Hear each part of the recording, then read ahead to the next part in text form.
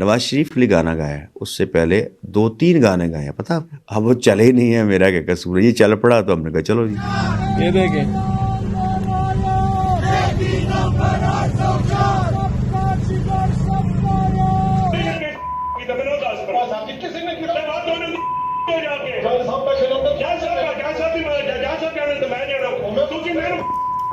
قیدیوں کی وین سے قیدی نمبر 804 کے نعرے، خود قید میں ہیں اور عمران خان کی رہائی کے نعرے لگ رہے ہیں۔ یہ تاریخ لکھی جا رہی ہے، خوف کا بت پاش پاش ہو چکا ہے، مان جاؤ ابھی بھی وقت ہے۔ حامد میر کا انکشاف کرتے ہوئے کہنا ہے کہ اسٹیبلشمنٹ چاہتی تھی کہ عمران خان کے ساتھ اور اس کے اہم رہنماؤں کے ساتھ جو بیک ڈور خفیہ مذاکرات چل رہے ہیں وہ ہم قوم کے سامنے رکھتے ہیں اور ہم قوم کو یہ کہتے ہیں کہ آپ کا لیڈر منتیں ترلے کر رہا ہے، لیکن عمران خان نے خط لکھ کر اسٹیبلشمنٹ کا سارا پروگرام واڑ کے رکھ دیا۔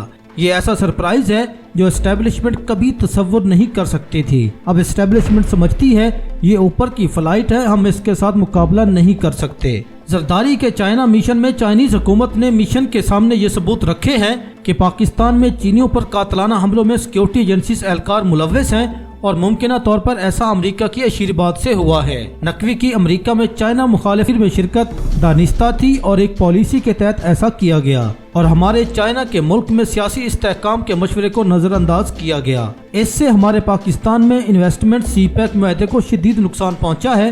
کیا ضرورت ہے بندہ ہر جگہ سے جوتے ہی کھائے؟ اس تصویر میں بائیں طرف ڈاکٹر عاصم ہے جو زرداری کا فرنٹ مین ہے اور بقول نون لیگ کے 400 ارب روپے کی کرپشن میں ملوث تھا۔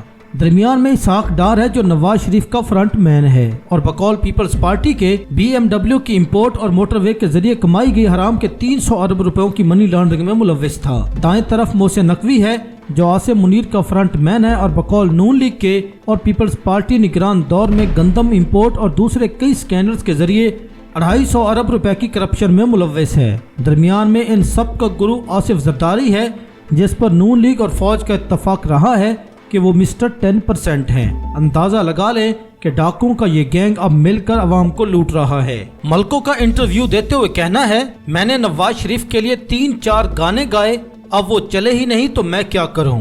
مجھے جواد احمد نے بہت دکھ دیا ہے۔ جواد احمد مجھے کہتا تھا اللہ سٹار نہیں بناتا، یہ سب سائنس ہوتی ہے، تو میں کہا کرتا تھا اللہ کی رحمت ہوتی ہے۔ یہ میرا نہیں جواد احمد کا عقیدہ ہے کہ اللہ سٹار نہیں بناتا، میں اس کی باتوں سے اتفاق نہیں کرتا اور اس کی ان باتوں کی وجہ سے میں تنہائی میں روتا تھا۔ اس سے پہلے میں نے نواز شریف کے لیے گانا گایا ہے، اس سے پہلے 2-3 گانے گائے ہیں، پتہ آپ کو؟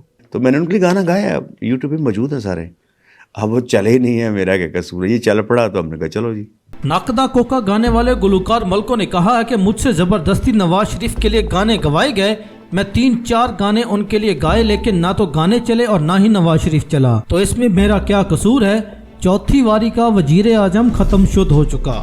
دوسری جانب عمران خان کے وکیل فیصل چودھری میں شاہد جٹ کی روح آ گئی، اسسٹنٹ اڈیالہ جیل کو ننگی گالیوں سے دھو ڈالا۔ فیصل چودھری نے روکے جانے پر پنجاب پولیس کی ٹھیک ٹھاک منجی ٹھوک دی۔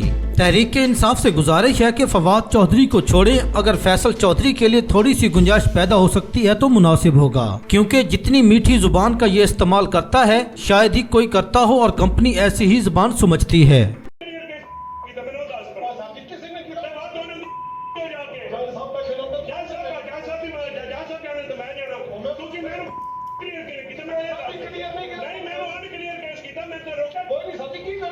پاکستانی میڈیا اور NGOs پر برا وقت آنے والا ہے۔ جمہوریت، آزادی اور انسانی حقوق کے نام پر بننے والے تنظیموں کی مالی امداد امریکی صدر ٹرمپ بند کر رہا ہے۔ ان میں سے زیادہ تر تنظیمیں باشمول USAID اصل میں CIA کے لیے استعمال ہوتی تھی۔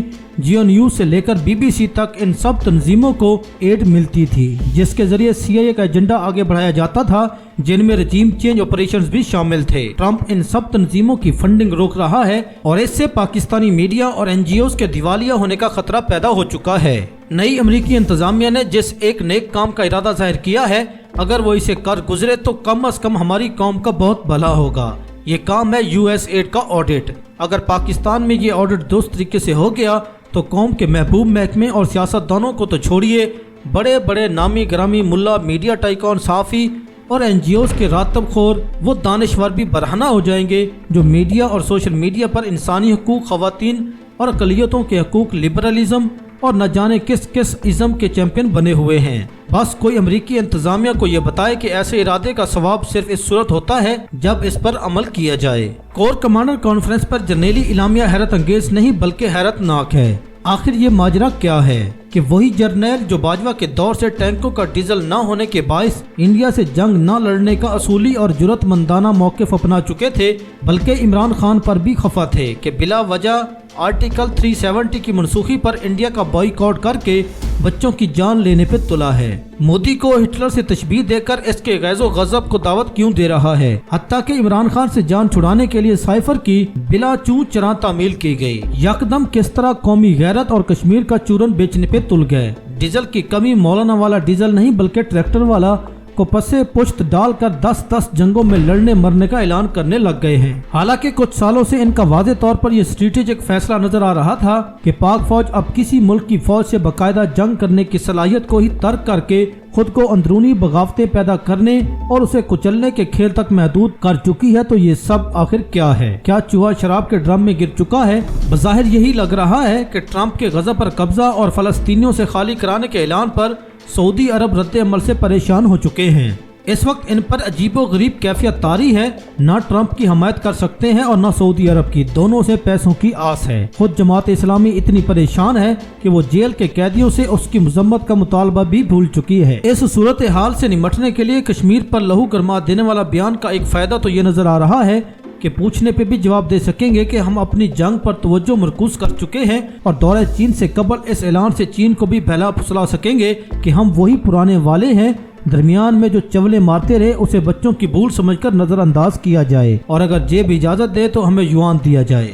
सोशल मीडिया के मुताबिक एलन मस्क के डॉज के जरिए बहुत जल्द पाकिस्तान के बारे में कुछ बड़ा और बहुत मुतनाज़ा चीज की निशानदेही और इंकिशाफ होने वाला है। यानी डिपार्टमेंट ऑफ गवर्नमेंट एफिशिएंसी में कुछ बेहतरीन टेक्नोलॉजी तजर्बाकार और डाटा ग्रुप काम कर रहे हैं और वो हर एक सफ़े को पलट कर हर एक हिस्से का तज्जिया कर रहे हैं। पेंटागन और CIA में नई क़यादत है और सेक्रेटरी ऑफ स्टेट भी मुख्तलिफ सोच के हामिल हैं। इन तीनों अहम तरीन शख्सियात के काम करने का तरीका और नजरिया पुरानी एस्टेब्लिशमेंट से बिल्कुल मुख्तलिफ है। अगर कोई इंतहाई मुतनाज़ा बात सामने आई तो इस बात का हकीकी इम्कान है कि पाकिस्तान अपनी तमाम ज़रूरियात के लिए चीन की तरफ ही देखेगा और साथ ही तुर्की के साथ रूस और ईरान के साथ इलाकाई तौर पर मजबूत ताल्लुकात इस्तवार करने का भी इम्कान है और ये पाकिस्तान पर 7 दहाइयों पुरानी अमरीकी तसल्लुत के खात्मे का बायस बन सकता है। इस वक्त पाकिस्तानी थिंक टैंक इन सब इम्कानात से बखूबी वाकिफ है और इसी तरह चीनी और दीगर इलाकाई खिलाड़ी भी। चुनाचे चीनी सदर शी जिनपिंग की तरफ से पाकिस्तानी सदर जरदारी की क़यादत में आने वाले वफद को